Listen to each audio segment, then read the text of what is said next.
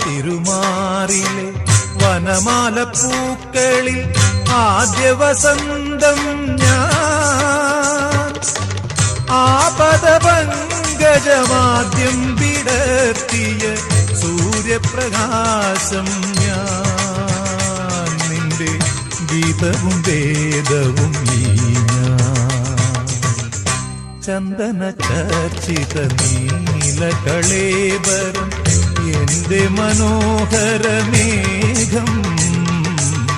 കായാമ്പൂവിലും എന്റെ മനസ്സിലും കതിർമഴ പെയ്യുന്ന മേഘം ഇത് ഗുരുവായൂരിലെ മേഘം.